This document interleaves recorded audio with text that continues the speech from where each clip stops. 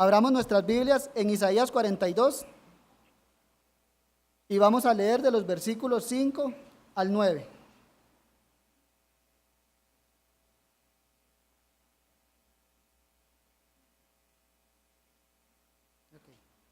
Amén. Isaías 42, versículo 5. Así dice Jehová Dios, creador de los cielos y el que los despliega, el que extiende la tierra y sus productos, el que da aliento al pueblo que mora sobre ella y espíritu a los que por ella andan.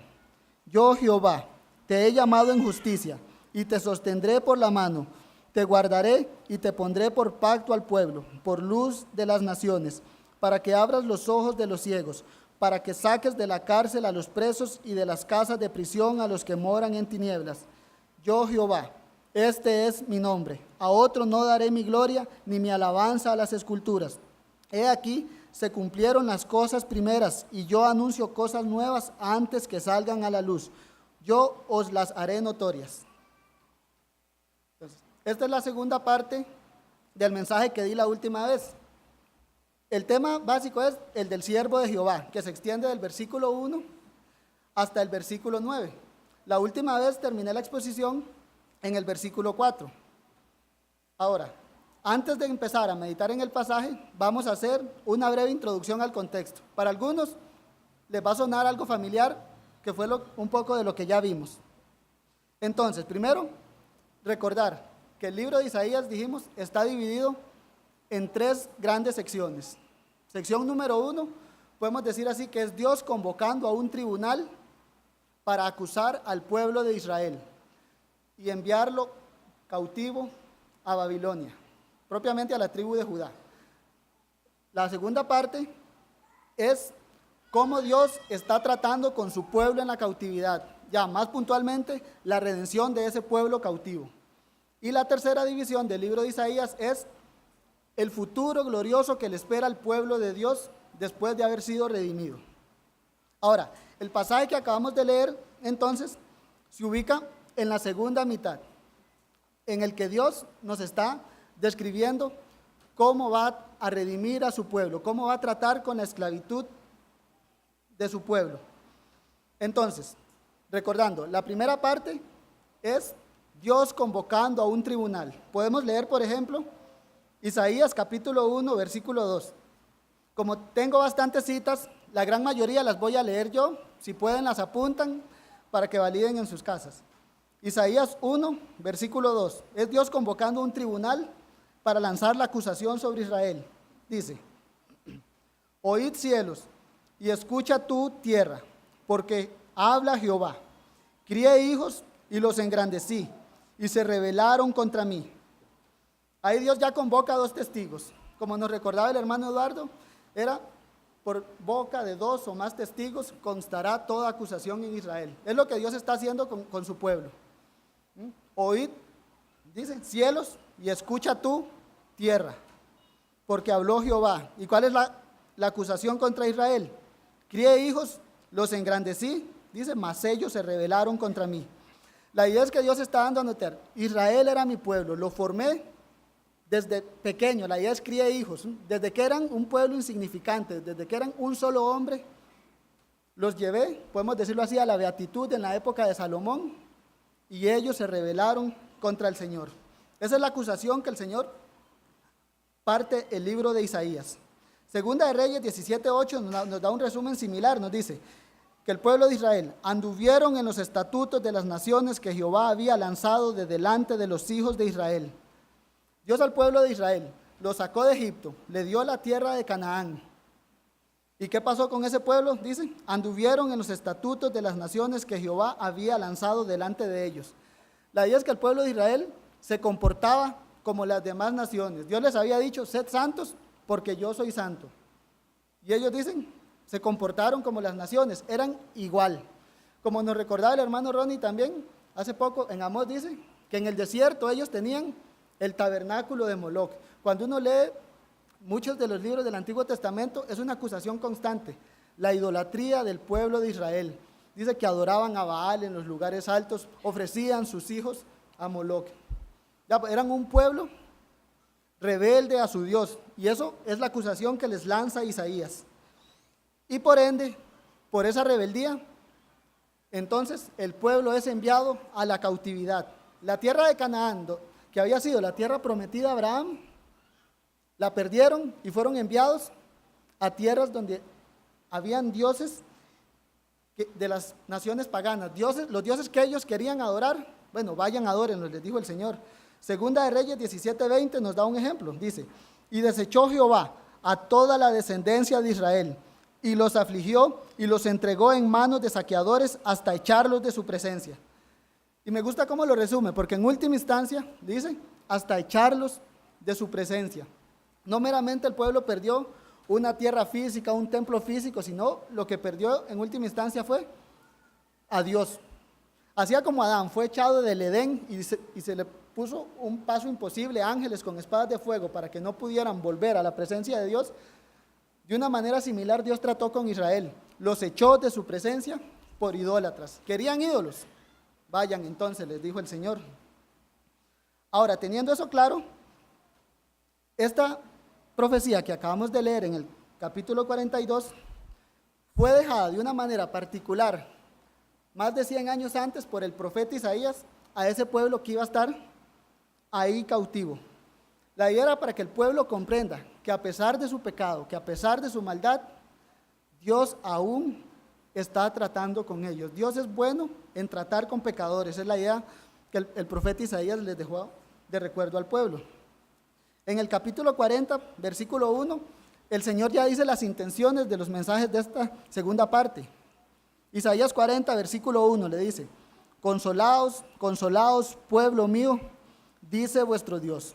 Hablad al corazón de Jerusalén, decidle a voces que su tiempo es ya cumplido, que su pecado es perdonado, que doble ha recibido de la mano de Jehová por todos sus pecados. El profeta ya de entrada les dice que es un mensaje de consuelo. ¿Para quién? Para un pueblo rebelde, idólatra y pecador. Pero Dios en su bondad trae consuelo. Ahora Dios empieza a describirles cómo va a consolarlos, y la idea es liberándolos de la esclavitud. Podemos decirlo así, que el pueblo de Judá, cuando fue enviado a Babilonia, llegó como a un segundo Egipto. Eran esclavos de una nación pagana. Sus reyes ya no eran los del linaje de David, sino que eran Nabucodonosor, Belsasar y los que uno puede seguir leyendo. Ya no era el linaje de David. El templo estaba deshecho. Ya eran un pueblo que Dios lo entregó a la idolatría, pero aún Dios en su bondad estaba tratando con ellos. Y entonces Dios empieza a describirles cómo va a liberarlos otra vez de esa esclavitud, cómo va a liberarlos de ese segundo Egipto que fue Babilonia. Capítulo 41, versículos 24 al 26. Es ahí donde Dios empieza, ya en el capítulo 41, Dios empieza a decirles que van a ser liberados, primeramente de este Babilonia, por un rey, por un conquistador, digámoslo así, que tenga un poderío militar inimaginable, increíble. El profeta empieza a decirnos en el capítulo 41 que este rey, las naciones no iban a poder detenerlo, que serían como nada, que las naciones invocarían a sus dioses, a sus ídolos, y que estos no podrían hacer nada, no podrían ver, no podrían oír, como nos dice el Salmo 115, que Dios todo lo que quiso ha hecho, y después empieza a darnos esas descripciones de los ídolos. Es más o menos algo así lo que nos viene mostrando el profeta en estos capítulos. Capítulo 41, versículo 24. Es el Señor hablándole a los ídolos. Ya el Señor mostrándole a su pueblo que los ídolos son vanos, y les muestra cómo. El Señor le dice a los ídolos: he aquí, vosotros sois nada, y vuestras obras vanidad. Abominación es el que os escogió. Del norte levanté a uno, y vendrá. Del nacimiento del sol invocará mi nombre, y pisoteará príncipes como lodo, y como pisa el barro al alfarero. ¿Quién anunció desde el principio para que sepamos? ¿O de tiempo atrás diremos, es justo? Cierto, no hay quien anuncie. Sí, no hay quien enseñe. Ciertamente no hay quien oiga vuestras palabras. Es Dios hablándole a los ídolos para que Israel entienda, no hay quien oiga vuestras palabras. ¿Por qué? Porque los ídolos no hablan. Es lo que Dios está tratando de mostrarles al pueblo de Israel. Ahora, por medio de esto, Dios le dice por lo menos dos cosas a su pueblo. Uno, que Israel va a ser liberado a manos de un conquistador, como dije, lo identifican como Ciro, el persa. Y dos, Dios le está mostrando a su pueblo que los ídolos son vanos. Que a diferencia, Dios en esto que vamos a ver, Dios se muestra como el dueño y señor de la historia en un contraste con los ídolos que son obsoletos. Por eso el Señor empieza, he aquí, vosotros sois nada, no hay quien enseñe, no hay quien oiga vuestras palabras. En cambio el Señor empieza a hablarle a su pueblo para que presten oído. Después de eso, en el capítulo 42, el profeta sigue narrándoles cómo Dios va a liberarlos, y aquí hace un cambio abrupto. De Ciro pasa inmediatamente a algo superior, porque la idea es que, aunque Ciro los va a sacar de Babilonia, aún así van a estar gobernados por Ciro, no por los descendientes de David. Aún así, los ídolos de Babilonia van a ser desechados. Bueno, Ciro iba a traer su propio combo de ídolos, por decirlo así. Era un contraste, librados de la idolatría de Babilonia, ok, van a la idolatría persa. Por eso el Señor en el capítulo 42 los hace ver que necesitan algo mucho mejor. Isaías 42, versículos 1 al 3. Es aquí donde el Señor les dice entonces que lo que ellos ocupan no es un cambio de Nabucodonosor a Ciro, de Belsasar a Ciro, sino que lo ocupan es un cambio de reino, ser incrustados en el reino de Dios. Y es lo que el mensaje que les trae en el capítulo 42, versículo 1, dice, el Señor les dice, vean a mi siervo, dice, he aquí mi siervo, yo le sostendré, mi escogido, en quien mi alma tiene contentamiento, he puesto sobre él mi espíritu, él traerá justicia a las naciones, no gritará, ni alzará su voz, ni la hará oír en las calles, no quebrará la caña cascada, ni apagará el pabilo que humeare. Dios entonces le dice, vean a mi siervo, yo lo voy a sostener, mi alma tiene contentamiento en él, no en Ciro, sino en el siervo de Jehová. Dice, he puesto mi espíritu sobre él, él traerá justicia a las naciones, él va a traer el reino de Dios, no meramente a una tierra allá en Palestina, sino a las naciones, les dice.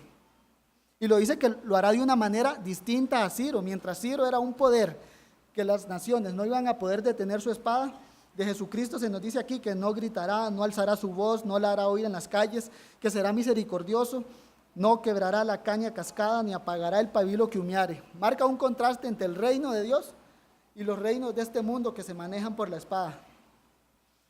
Ahora, con esto el Señor les quería dar a entender que ellos necesitan que se trabaje con el alma de ellos y que la misericordia de Cristo vendría a eso, a trabajar con pecadores rebeldes, porque al final de Babilonia a Persia no había diferencia, eran pueblos idólatras y iban a seguir corrompiendo a los hombres.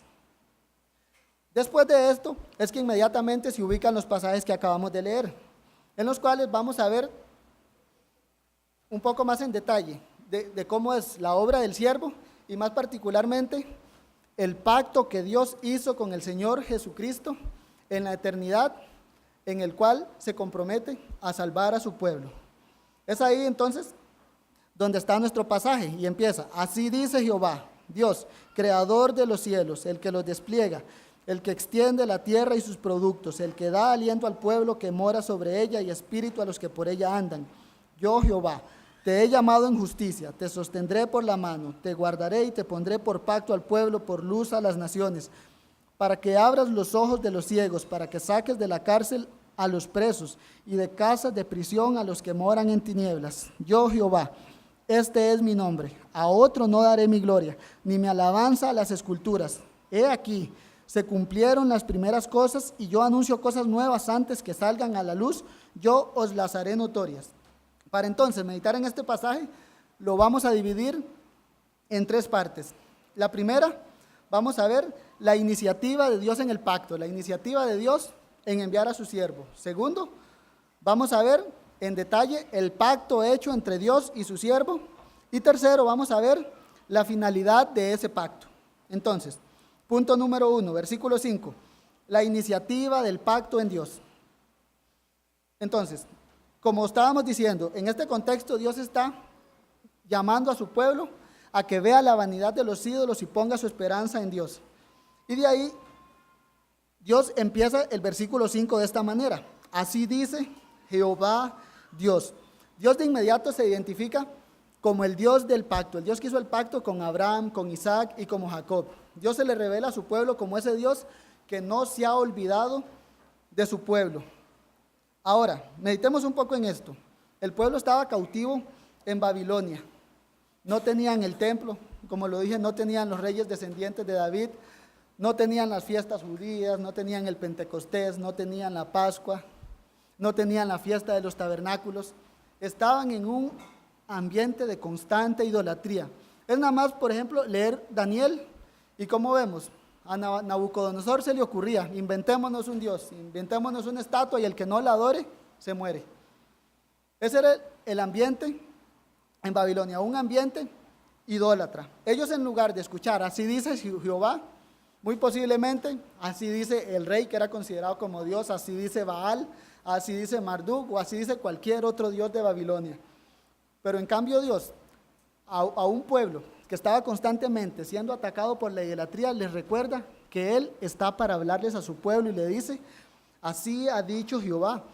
Y ahora Dios empieza, así ha dicho Jehová Dios, creador de los cielos, el que los despliega, el que extiende la tierra y sus productos, el que da aliento al pueblo que mora sobre ella y espíritu a los que por ella andan.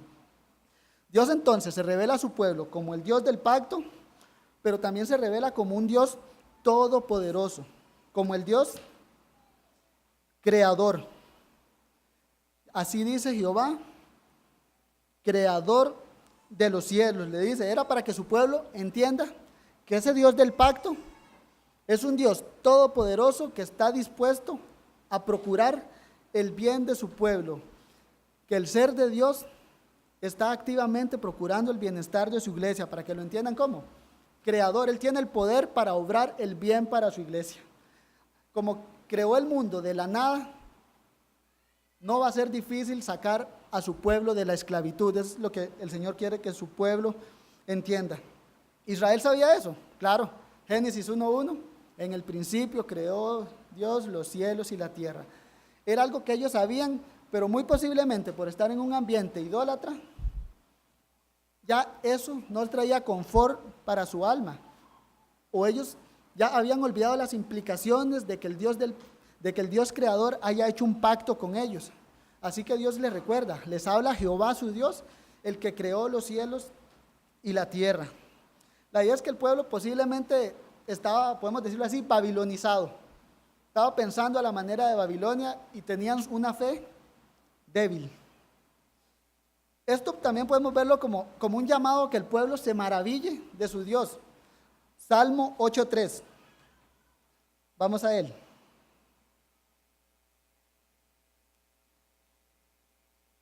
Salmo 8, versículo 3 dice así: cuando veo los cielos, obra de tus dedos, la luna y las estrellas que tú formaste, digo, ¿qué es el hombre para que tengas de él memoria y el hijo del hombre para que lo visites? Esto es lo que el pueblo debía entender cuando así dice Jehová, Dios creador. ¿Qué soy yo para que Dios se acuerde de mí? Ya era un llamado a que se maravillen que ellos, a pesar de su idolatría, a pesar de su constante pecado, de su constante abandono a Dios, aún así Dios se acordaba de ellos. Ellos podían verlo así como, ¿qué soy yo? Un idólatra que sacrificaba a Baal, que entregué a mis hijos a Moloc. ¿Qué soy yo para que Dios se acuerde de mí? Así ha dicho Jehová, el Dios creador. Dios aún tenía palabra para ese pueblo pecador. Y Dios se sigue revelando. ¿Cómo se revela? Ahí mismo en el versículo 5 le dice, así dice Jehová, Isaías 42, así dice Jehová Dios, creador de los cielos y el que los despliega y extiende la tierra y sus productos. El profeta no solo le describe a Dios como el Dios creador, sino también lo describe como ese Dios que sustenta y sostiene la vida en todo el planeta. ¿Y cómo se lo dice? El que extiende la tierra y sus productos. El que hace que de la tierra broten productos, similar a lo que dice Pablo en Hechos 14:17, que Pablo dice que eso es una muestra ¿de qué? De la bondad de Dios. Hechos 14:17 dice así, hablando de Dios, no se dejó a sí mismo sin testimonio, haciendo bien, dándonos lluvia del cielo, estaciones del año fructíferas, llenando de sustento y de alegría nuestros corazones. El pueblo debía entender eso, que Dios aún así seguía siendo bueno con ese Israel rebelde.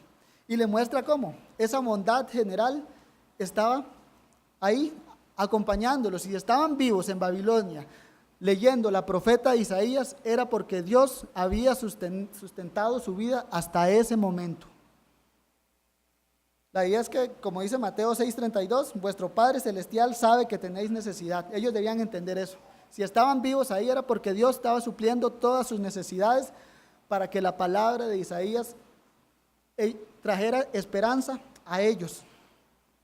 Y el Señor sigue diciéndole en el versículo 5, creador de los cielos, el que los despliega, el que extiende la tierra y sus productos, el que da aliento al pueblo que mora sobre ella y espíritu a los que por ella andan. El que da aliento.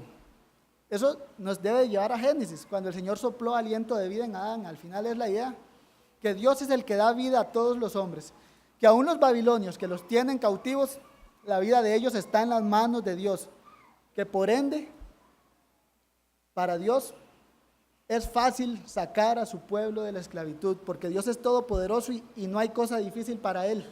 Es lo que su pueblo debía entender, que el poder de Dios estaba dispuesto ¿a qué? A salvarlos de la esclavitud. Y Dios se lo recuerda ¿cómo? Con así dicho Jehová, mostrando que Él tomó la iniciativa en enviar a su siervo. Y es lo que vamos a ver a continuación como segundo punto. Ahí es que así como Dios mostró su favor muchas veces con Israel, dándoles un rey del linaje de David, así ahora Dios nos va a mostrar cómo llamó a su verdadero David, a su mejor David, al Señor Jesucristo, cómo lo llamó a reinar sobre Israel. Y ahí empezamos a ver, versículo 6, vamos a ver el pacto entre Dios y su siervo en detalle. Entonces, versículo 6 dice, es el Señor hablándole a su siervo, al Señor Jesucristo, dice, yo Jehová, te he llamado en justicia, te sostendré por la mano, te guardaré y te pondré por pacto al pueblo, por luz a las naciones. El profeta entonces lleva aquí a su audiencia a un tiempo desconocido, cuando Dios Padre comisiona a su Hijo, el siervo de Jehová, a que sea rey de Israel. Si recordamos lo que vimos hace 2 meses, era que del versículo 1 al versículo 4 se nos daba una descripción del oficio regio de Cristo, de cómo Él iba a venir a reinar y cómo iba a instaurar el reino de Dios en el mundo. Y la idea es esta entonces, que Dios mismo toma la iniciativa en comisionar a su Hijo Jesucristo. De la manera similar a como Dios llama a David en 2 de Samuel 7:8, de una manera similar aquí se nos presenta cómo Dios llama a su siervo. 2 de Samuel 7:8. Así ha dicho Jehová de los ejércitos, hablándole a David, yo te tomé del redil, de detrás de las ovejas, para que fueses príncipe sobre mi pueblo. Así de una manera similar en el versículo 6 se nos dice, yo Jehová, hablándole a su Hijo Jesús, te he llamado en justicia, te sostendré por la mano. La idea es que este punto, yo Jehová, te he llamado en justicia. Ahí lo que está mostrándonos el profeta es que Dios Padre llamó a su Hijo, por decirlo así, de la manera correcta, de una manera en orden. Podemos entenderlo con un contraste, pensando en Saúl. Saúl no era ese rey que se nos dice, por ejemplo, de David se nos dice que era un rey conforme al corazón de Dios. Bueno, Saúl era todo lo contrario. Era un rey conforme al corazón de Satanás, podemos decirlo así. Era un rey no del agrado de Dios. Y por eso Saúl, en 1 Samuel 15:28, a Saúl se le dijo esto: Jehová ha rasgado hoy de ti el reino de Israel. Ya, a Saúl le fue quitado el reino por su pecado, por no ser un rey del agrado de Dios, por no procurar agradar a Dios en lo que él hacía. Pero del llamado del siervo de Jehová se nos dice, yo Jehová te he llamado en justicia, te he llamado como debe ser. La idea de esto es entonces que fue un llamado hecho con la voluntad del Señor, lo cual traería un reino estable. Un ejemplo nos da Daniel 2:44, que nos dice, el Dios del cielo levantará un reino que no será jamás destruido. O Lucas 1:33, ya aplicándolo a Jesucristo, nos dice, y reinará sobre la casa de Jacob para siempre, y su reino no tendrá fin. Mientras a Saúl se le dijo que su reino fue rasgado, el pueblo de Israel debía entender que el reino del Mesías era un reino sin fin, que no acabaría nunca. Totalmente un contraste con el reino de Saúl, e incluso con los reyes davídicos, porque hubo un momento cuando estaban en Babilonia que eran simples vasallos. Ahora, Juan Calvino, comentando este versículo 6, él lo dice así: esta fraseología debe ser vista como un equivalente a la expresión adverbial justamente o de una manera santa. Podemos decir que el significado es que Cristo fue llamado en justicia porque su llamamiento es lícito y por lo tanto será firme y seguro. Es la idea que estaba tratando de dar. Lícito, firme y seguro. Como lo dice Hebreos, teniendo un reino inconmovible. Es la idea que el profeta les quiere transmitir al pueblo. Ahora, ¿cómo se lo transmite? No solo mostrando que el llamamiento del siervo fue un llamamiento hecho en justicia, sino también mostrando cómo Dios está comprometido en cuidar de su Hijo Jesucristo. Versículo 6 dice, yo Jehová te he llamado en justicia, te sostendré por la mano y te guardaré. O incluso en Isaías 49:8 hay cierto paralelo, dice, en día de salvación te ayudé y te guardaré. La idea es que el reinado de Cristo sería firme, uno, por el llamamiento santo que le hizo Dios, que era conforme a su santidad, y dos, por el compromiso de Dios de guardar a su Hijo. Salmo 89:21 nos da un ejemplo de esto, es Dios hablando con el rey de Israel. Vemos el compromiso de Dios y le dice así, mi mano estará siempre con él, mi brazo también lo fortalecerá. Es la misma idea que acabamos de leer en el versículo 6, te sostendré por la mano y te guardaré. Israel entendía eso, cuando se hablaba de la mano de Jehová, del brazo de Jehová.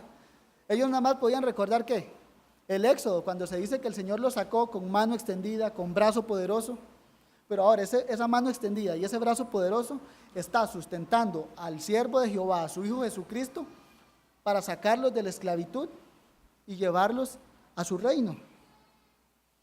Gerald Van Groningen, comentando este pasaje, él también lo dice así, Jehová da garantía de su pleno apoyo a su siervo. Él lo toma de la mano para dar seguridad a Israel.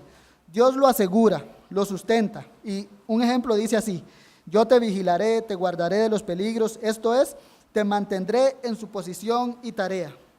La idea es que desde que Jesucristo, desde que la segunda persona de la Trinidad se encarnó, la presencia de Dios estaba guardándolo. Por eso él confiadamente muchas veces les decía, aún no ha llegado mi hora, aún no ha llegado mi hora. ¿Por qué? Porque estaba Dios guardándolo hasta que llegara la hora y que él, muerto en la cruz, consumado es. Ya, la obra del Señor Jesucristo fue guardada de principio a fin por el Padre. Y aquí lo vemos como lo dice. Te sostendré por la mano y te guardaré. Ahora, ¿qué también se nos revela de este pacto? Que el Señor fue llamado en justicia, fue llamado un llamamiento lícito, que Dios lo sostiene, y ahora podemos ver qué más había en este pacto hecho entre Dios y su Hijo. Ahora lo podemos ver cómo el Hijo es puesto en relación con su pueblo. Ahí mismo en el versículo 6, yo Jehová, te he llamado en justicia, te sostendré por la mano, te guardaré y te pondré por pacto al pueblo, por luz de las naciones. Ahora, Dios no solo se compromete a guardar a su Hijo, sino que, podemos decirlo así, se compromete en darlo como bendición a su iglesia.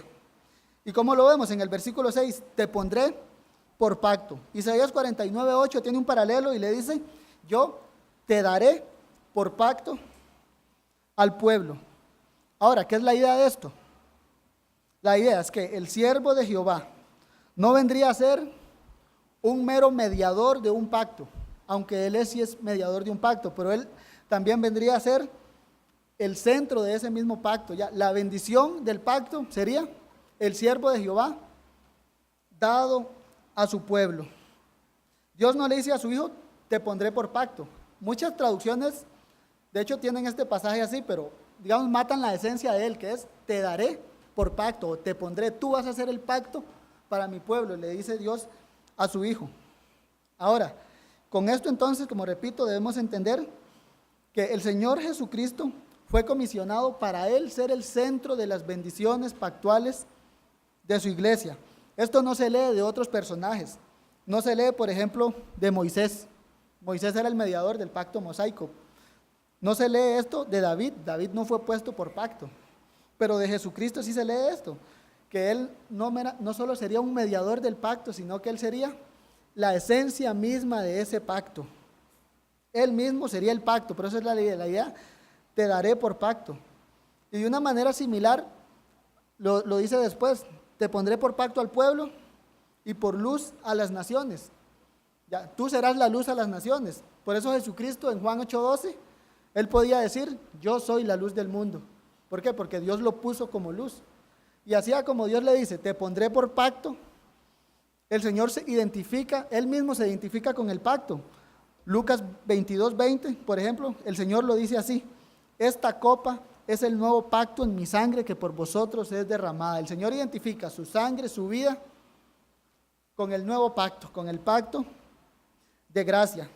El Señor se identifica a él mismo como la bendición más grande que la iglesia pueda tener.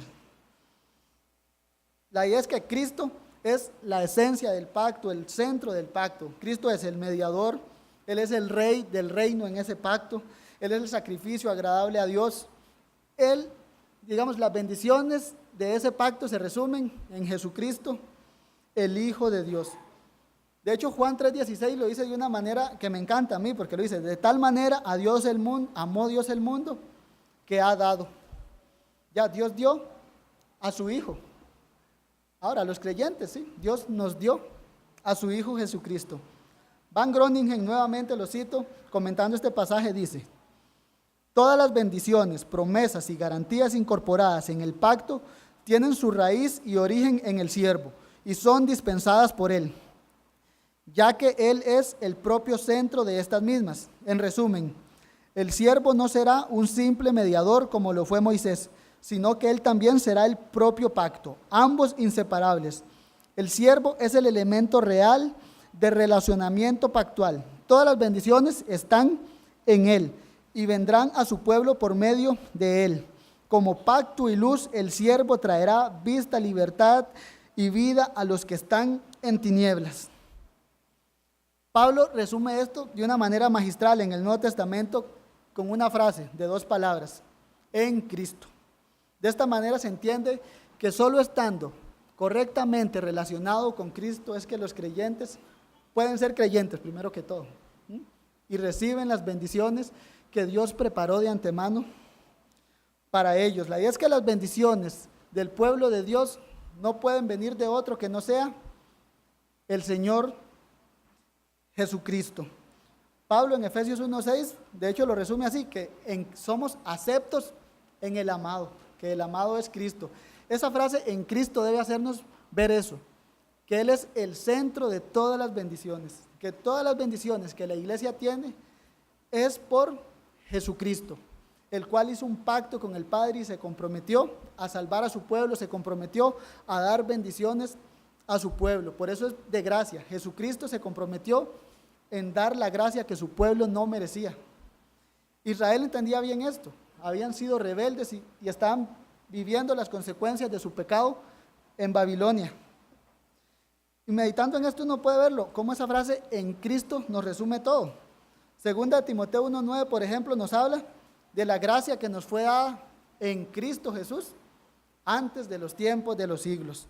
Efesios 1:4, que fuimos escogidos en Cristo antes de la fundación del mundo. Romanos 8:39, Pablo habla de la seguridad.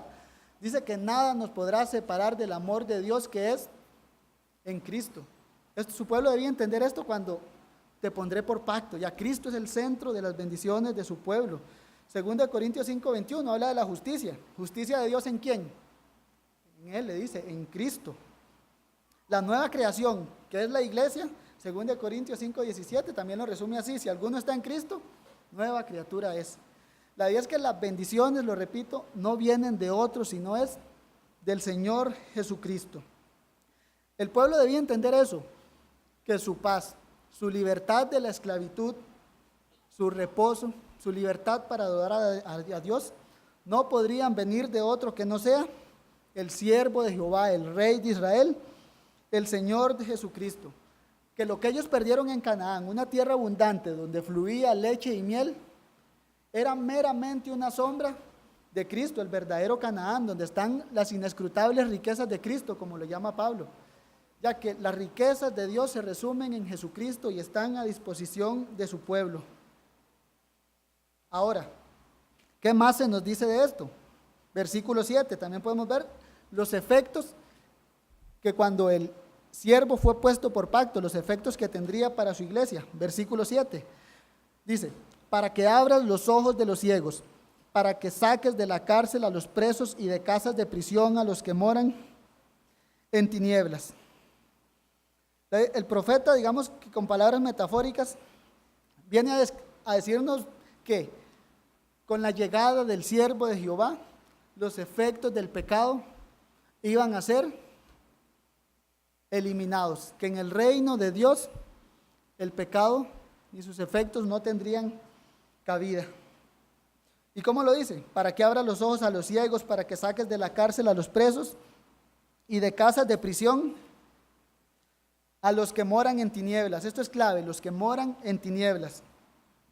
Si uno va a 2 Corintios 4:4, ahí Pablo nos da un ejemplo de qué es eso de morar en tinieblas. 2 Corintios 4:4, dice así, hablando de los incrédulos, dice, en los cuales el Dios de este siglo cegó el entendimiento de los incrédulos para que no les resplandezca la luz del evangelio de la gloria de Cristo. Pero Cristo venía a eso, a sacar de prisión a los que moran en tinieblas, a los que estaban en tinieblas, a los que Satanás tenía ciegos para que no vieran la luz del evangelio. El Señor Jesucristo vendría a revertir ese efecto del pecado, porque la idea es cuando Adán y Eva pecaron en el Edén, se nos dicen fueron abiertos sus ojos, pero la idea es como quedaron ciegos. Desde ese día en adelante a lo malo le decían bueno, desde ese día en adelante se alejaban de Dios, no podían ver la luz de Cristo. Ahora, el Nuevo Testamento nos da gran apoyo para esto cuando uno ve la vida del Señor Jesucristo. ¿Por qué? Uno ve cómo en su persona los efectos del pecado no le eran impedimento para obrar en medio de Israel. Las distintas sanidades y maravillas que él hacía en medio de su pueblo son un ejemplo de eso. Mateo 12:28, él lo dice así, pero si yo por el Espíritu de Dios echo fuera demonios, ciertamente ha llegado a vosotros el reino de Dios. Mateo 11, versículos del 2 al 6, lo dice así, al oír Juan en la cárcel los hechos de Cristo, les envió 2 de sus discípulos para preguntarle, ¿eres tú aquel que había de venir o esperaremos otro? Respondiendo Jesús les dijo, id y haced saber a Juan las cosas que oís y veis. Los ciegos ven, los cojos andan, los leprosos son limpiados, los sordos oyen, los muertos son resucitados, y a los pobres es anunciado el evangelio. Bienaventurado el que no haya tropiezo en mí. Ya se ve que los efectos del pecado, incluso ser ciego, la muerte, no detenía el obrar de Jesucristo. Y muchos reconocieron esto como la llegada del siervo de Jehová. Cuando lo veían, ¿qué decían? Hemos visto aquel que hablaban Moisés y los profetas, como nos enseñó el hermano Eric en Juan. Lucas 1:79, hablando de la llegada igual del Mesías, nos dice, ¿para qué va a venir? Para dar luz a los que habitan en tinieblas y en sombra de muerte, para encaminar nuestros pies por el camino de paz. Ya el Señor venía a guiar a su pueblo a la paz, y los efectos del pecado no le iban a hacer estorbo, y Él iba a revertir los efectos de la caída en los suyos. La idea es que el siervo de Jehová le fue anunciado a Israel que vendría mostrando los poderes del reino venidero de manera visible para que su pueblo pusiera su fe en Él. Este pueblo que recibió la profecía debía entender esto, que su esperanza se resumía, lo repito de nuevo, en el siervo de Jehová. Su socorro, su salvación no vendrían de otro que de Jesucristo, que en él el reino de Dios estaría siendo manifestado.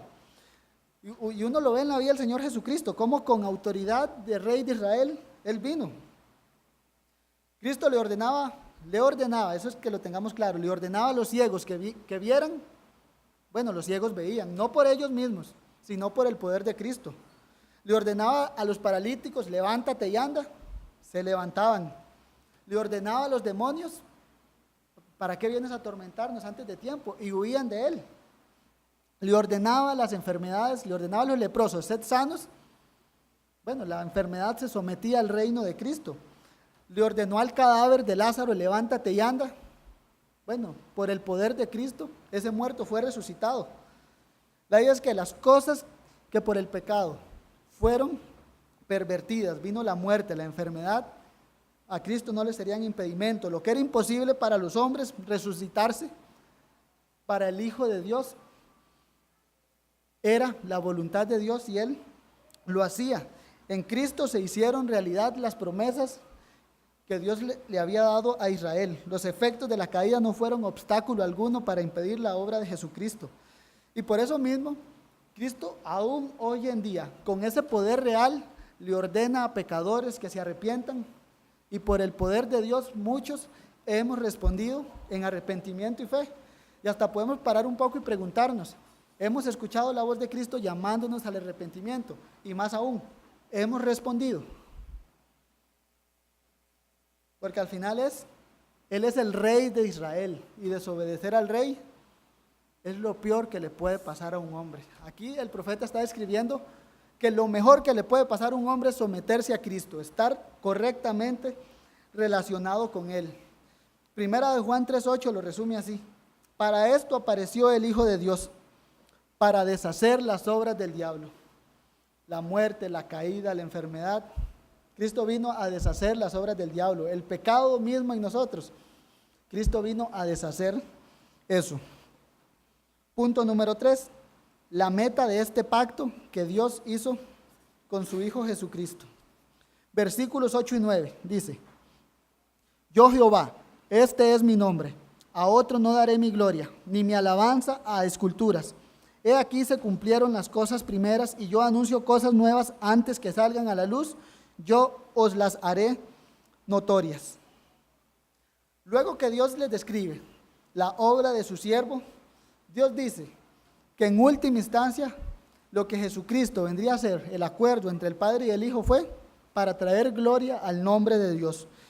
Así lo resume el versículo 8: yo Jehová, este es mi nombre, a otro no daré mi gloria, ni mi alabanza a las esculturas. El pueblo debía entender que su liberación de la esclavitud debía causar como resultado en ellos alabanzas a Dios. Yo Jehová, a otro no daré mi gloria.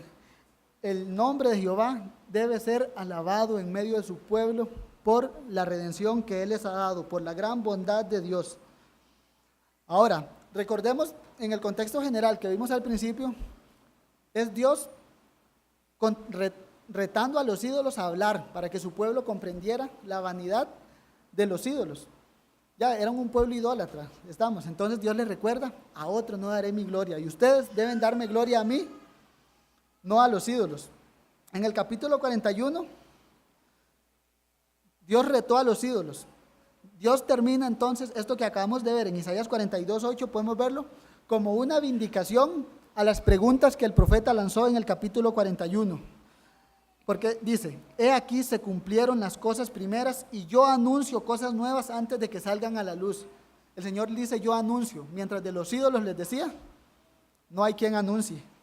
Isaías 41, versículos 21 en adelante, repasemos el Señor retando a los ídolos, y les dice: alegad por vuestra causa, dice Jehová, presentad vuestras pruebas, dice el Rey de Jacob. Traigan, hablándole a los ídolos, anúncienos los que ha de venir, díganos lo que ha pasado desde el principio, y pondremos nuestro corazón en ello. Sepamos también su postrimería, y hacednos entender lo que ha de venir. Dadnos nuevas de lo que ha de ser después, para que sepamos que vosotros sois dioses. O al menos haced bien o mal, para que tengamos que contar. Y juntamente nos maravillemos. He aquí que vosotros sois nada y vuestras obras vanidad, le dice. Pero al final el Señor termina, he aquí se cumplieron. Mientras los ídolos no pudieron emitir ni una sola voz, no pudieron, digámoslo así, lo que estamos viendo, profetizar lo que iba a pasar, el Señor le narra a su pueblo cómo va a ser su liberación. Ahora, el Señor lo narra no como un mero adivino del futuro, sino que el profeta Isaías lo presenta como el rey de Jacob, el que es el dueño y el Señor de la historia del universo, que Él sabe lo que va a pasar porque esa es su voluntad, porque así ha sido su decreto. Y así el Señor termina, y aquí se cumplieron las primeras cosas. La idea es que Dios, por medio de la obra del Señor Jesucristo, va a poner fin a la idolatría.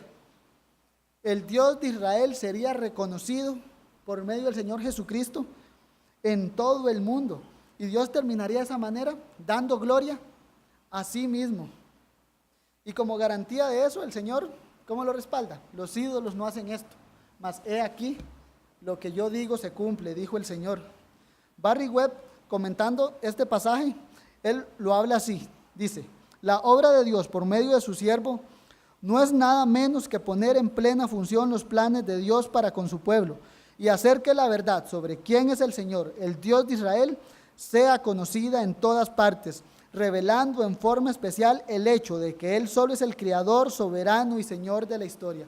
Esto es lo que el Señor en última instancia mostraría con la obra del Señor Jesucristo, que Él es Dios, que fuera de Él no hay Dios. Ahora, para ir terminando, tengo 3 breves aplicaciones. 2 las podemos ver como 2 maneras de cómo podemos, o 2 motivos para alabar al Señor. Porque al final, el profeta Isaías, una vez que termina de narrarnos la obra del siervo, en el versículo 10, ¿qué describe? Alabanza. Isaías 42:10.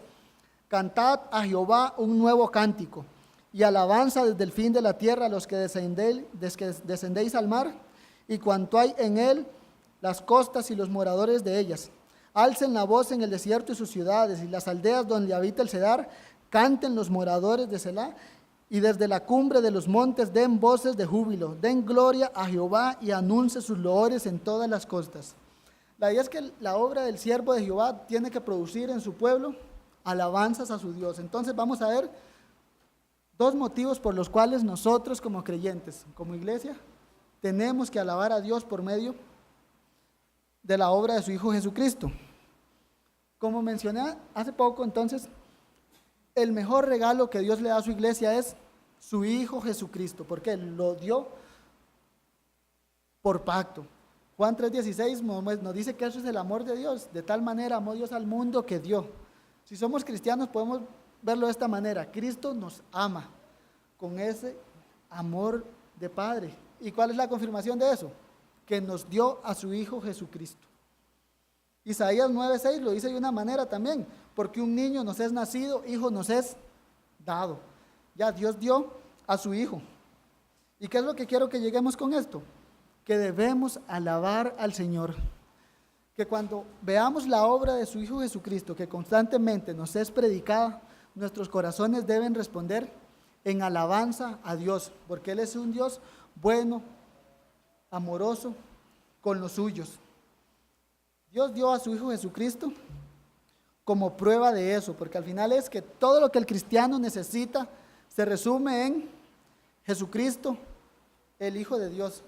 Pablo en 1 Corintios 1:30, él lo dice así: que por Dios es que estamos en Cristo, el cual nos ha sido hecho una salvación completa. Dice: mas por Él, por Dios, estáis vosotros en Cristo Jesús, el cual os ha sido hecho por Dios sabiduría, justificación, santificación y redención. Y es que en Jesucristo se nos dio todo lo que necesitamos para la vida cristiana, todo lo que necesitamos para traer honra y gloria a Dios, a pesar de nuestro pecado. Todo lo que necesitamos está en Cristo, y por ende Dios debe ser alabado por cada uno de los que somos creyentes. Los puritanos llamaban a Cristo de esta manera el gran artículo del pacto, porque la idea es que en Cristo se resumía todas las bendiciones. Cristo es entonces el sumo bien que tenemos. Dios debe ser alabado por eso, porque Dios nos dio a su Hijo, en quien Él tiene contentamiento. Spurgeon, comentando este pasaje, él instaba a su congregación a eso, a alabar al Señor, que consideraran lo bueno que ha sido Dios con ellos. Y decía así: considera que Cristo es tuyo en todos sus oficios. Grandes, gloriosos son estos oficios. Es un profeta, entonces es tu profeta. Es un sacerdote, bueno, es tu sacerdote. Es un rey, entonces es tu rey. Es un redentor, es tu redentor. Es un abogado, es tu abogado. Es un precursor, entonces es tu precursor. Él es la fianza del pacto, bueno, es tu fianza, le hablaba a su congregación. En cada nombre que lleva, en cada corona que tiene, en cada vestidura que le cubre, Él pertenece al creyente. Oh, Hijo de Dios, si tuvieras gracia para guardar este pensamiento en tu alma, te consolaría maravillosamente pensar que en todo oficio que Cristo ejerce, Él es verdaderamente tuyo. No debemos alabar a Dios por esto, hermanos, que el Hijo de Dios es nuestro, que todo lo que Él es nuestro. Él sentado a la diestra de Dios intercediendo por nosotros es nuestro. Todo su poder, ese poder de la resurrección es nuestro para luchar contra el pecado. Él levantó muertos de la tumba, levantó muertos espirituales entre los creyentes que estamos aquí. Esto es motivo de alabanza para que el nombre de Dios sea glorificado por todos los que estamos en Cristo. Ese poder de Cristo es esa garantía de que veremos a Dios, de que seremos como Cristo, de que nuestro pecado será eliminado, de que una vez por todas el pecado acabará. ¿Por qué? Porque Cristo es esa garantía para su pueblo de Dios. Juan lo resume en estas palabras, 1 Juan 5:2, el que tiene al Hijo, tiene la vida. Ahora, segundo motivo por el cual debemos alabar a Dios. Dios va a poner fin a la idolatría, como acabamos de ver. Ahora, antes de meditar un poco en esto, a mí me llama mucho la atención que cuando vamos al Antiguo Testamento y leemos sobre esto, sobre la idolatría, muchas veces hay como que nos sentimos un poco distanciados. En parte, digo yo, se debe por los muchos años, la mucha distancia en tiempo. Y en otra parte se debe a que muchas veces nosotros no nos consideramos idólatras a nosotros mismos. De hecho, nosotros leemos y, ay, qué bárbaros, ¿cómo van a cortar esa leña y se van a hacer un Dios de esos? ¿Cómo van a hacer un Dios de piedra? ¿Cómo van a fundir hierro y van a decir que eso es su Dios? Y nos sentimos un poco distanciados por eso y llegamos a creer que somos menos idólatras que los antiguos. Ahora, digo eso para que tengamos claro, es que nosotros vivimos en un mundo idólatra, que nos hemos postrado ante muchos ídolos al igual que los antiguos. Ahora, la diferencia es en forma. Los ídolos de los antiguos eran de palo, de piedra. Los nuestros son productos intangibles de nuestro corazón. Muchas veces también es tangible. Ejemplos de ellos, ídolos de nuestro siglo, Pablo lo dice, la avaricia, el querer tener mucho dinero. Y podemos verlo, otro ídolo de este siglo, el entretenimiento, tener una vida libre de responsabilidades. Al pecado le agrada eso. El libertinaje, la lujuria sexual, el cómo bebé o el cómo me siento. Todos nos hemos postrado ante muchos de estos ídolos. Los deseos de los ojos, el consumismo, televisión, glotonería, pérdida de tiempo en redes sociales. Muchos de estos ídolos nosotros nos hemos arrodillado ante ellos. Y al final yo digo yo, el que corona, el que es como el Zeus de todos estos es el yo. Nos adoramos a nosotros mismos y hemos vivido para adorarnos a nosotros mismos. Ahora, Dios va a poner fin a esa idolatría también. No solo a los ídolos de palo, sino a los ídolos que levantamos en nuestro corazón. Ezequiel 14:2 nos da un ejemplo. Ezequiel, hablándole a su pueblo, Dios le dice, estos hombres han puesto sus ídolos en su corazón y han establecido el tropiezo de su maldad delante de su rostro. Hace eco a las palabras de Juan Calvino cuando dijo, el corazón del hombre es una fábrica de ídolos. A pesar de que muchas veces nos creemos sofisticados y más inteligentes que los antiguos, se resume en, somos igual o más idólatras que las generaciones antiguas. Hace poco leí una frase de Spurgeon que él decía que al final la diferencia era que nos hacíamos un ídolo conforme a nuestra conciencia para que no nos acuse. Pero nos hemos postrado ante muchos ídolos. Ahora, la idea es que, bueno, debemos alabar a Dios porque Él va a poner fin a la idolatría. Y como creyentes va a poner fin a la idolatría de nuestro corazón, porque actualmente como creyentes, los que somos creyentes, podemos decirlo así, luchamos constantemente contra la idolatría. Podemos presenciar eso en nuestro diario vivir, cómo la fe que profesamos es frágil. Y en un abrir y cerrar de ojos, nuestra vida de oración o nuestra oración puede terminar divagando en lo que me gusta. Comenzamos orándole a Dios y cuando nos damos cuenta estamos idolatrando. La fe que profesamos muchas veces es frágil y dedicamos nuestros días a los pecados que intentan usurpar el trono de Cristo en nuestro corazón. Por eso digo que debemos alabar a Dios. ¿Por qué? Porque Dios va a poner fin a la idolatría en los corazones. Vamos a poder adorar a Dios libremente, sin estorbos del pecado. Y eso debe causar gozo en los que son creyentes, poder adorar a Dios libremente. Una de las cosas que el pueblo de Israel quería cuando estaba en Egipto era ir a adorar a Dios libremente, pero la esclavitud a Egipto, ¿qué les decía? Moisés, dile a Faraón que vayamos a adorar, que vayan solo los hombres, decía Faraón. Todo el pueblo no podían adorar a Dios con libertad. Que vayan todos, pero que dejen a los niños. Siempre había un impedimento por parte del mundo para estorbar la adoración del pueblo de Dios. Por eso Dios exhibió su poder sacando a su pueblo de Egipto, ¿y qué? Y derrotando a los ídolos por medio de sus plagas.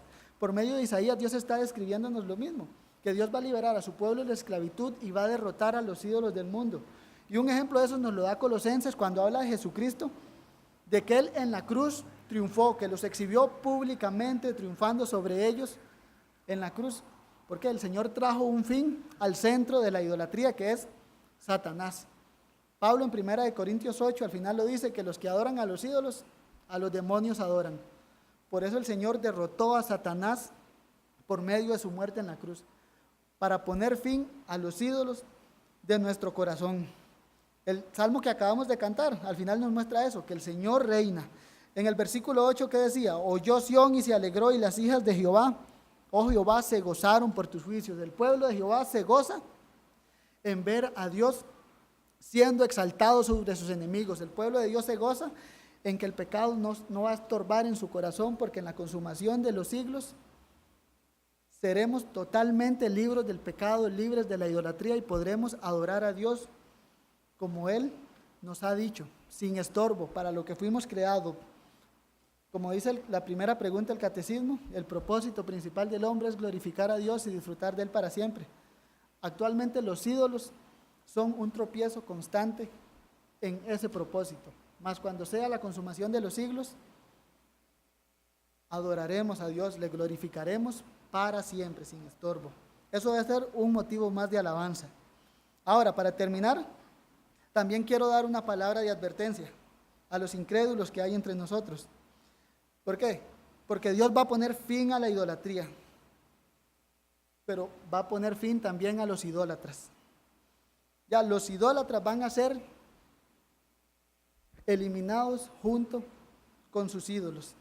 Ahí mismo en Isaías 42, versículo 13, nos dice: Jehová saldrá como gigante y como hombre de guerra, despertará celo, gritará, voceará, se esforzará sobre sus enemigos. Versículo 17, serán vueltos atrás y en extremo confundidos los que confían en los ídolos y dicen a las imágenes de fundición: vosotros sois nuestros dioses.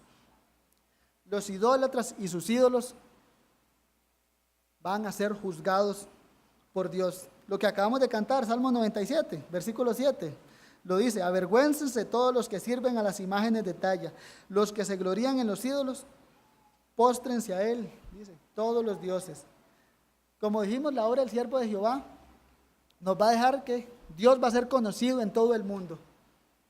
Su iglesia se va a gloriar de eso. Los idólatras, como nos dice este salmo, van a estar postrados ante Dios, no adorándolo, sino como condenados esperando su ejecución. Van a recibir la ejecución del Rey de Reyes y Señor de señores. Por eso Hebreos lo dice de una manera terrible. Hebreos 10:31. Horrenda cosa es caer en manos del Dios vivo. Va a ser horrenda cosa lo que le va a pasar a los idólatras cuando venga nuestro Señor. Jesús tiene poder y la autoridad para sacar idólatras hoy mismo del reino de las tinieblas. El llamado de Cristo hacia el pecador es el mismo que cuando Él vino. El tiempo se ha cumplido, el reino de Dios se ha acercado. Arrepentidos y creed en el Evangelio. En última instancia, yo no puedo hacer nada más que advertir sobre que Dios va a venir y va a acabar con los ídolos. Pero es mi anhelo que de los idólatras pueda decirse lo que se dice de los tesalonicenses. 1 Tesalonicenses 1, versículo 9 en adelante. Pablo dice: porque ellos mismos cuentan de nosotros la manera en que nos recibisteis y cómo os convertisteis de los ídolos a Dios para servir al Dios vivo, y de la manera en que nos recibisteis y cómo recibisteis, de la manera en que nos recibisteis y cómo os convertisteis de los ídolos a Dios para servir al Dios vivo y verdadero, y esperar de los cielos a su Hijo, al cual resucitó de los muertos, a Jesús, a quien nos libra de la ira venidera. Así que, mi amigo, lo que hoy le puedo decir es: arrepiéntase de su pecado, confíe en Jesucristo, que Él tiene poder para sacar a idólatras hoy mismo del mundo de la idolatría. Y creyentes, debemos alabar a Dios por lo bueno que Él ha sido con nosotros. Oremos. Dios bendito, gracias te damos, Señor, porque tú has sido tan bueno con pecadores que no lo merecen. Tú diste a tu Hijo Jesucristo, a pesar de nuestra maldad, a pesar de nuestra rebeldía. Lo diste como propiciación de nuestros pecados. Lo diste para hacer que nosotros tuviéramos una nueva naturaleza que te ame. Antes, Señor, amábamos al pecado, mas ahora te amamos a ti y deseamos servirte. Bendito tú seas, Señor, por todos los siglos. Bendito tú seas, Señor, en medio de tu iglesia.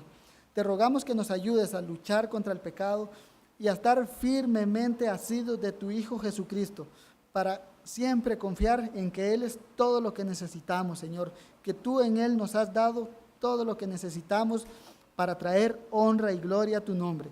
Y haz que siempre, Señor, tengamos corazones que alaben tu nombre, que te agradezcan por tu evangelio. En el nombre de Jesús te oramos. Amén.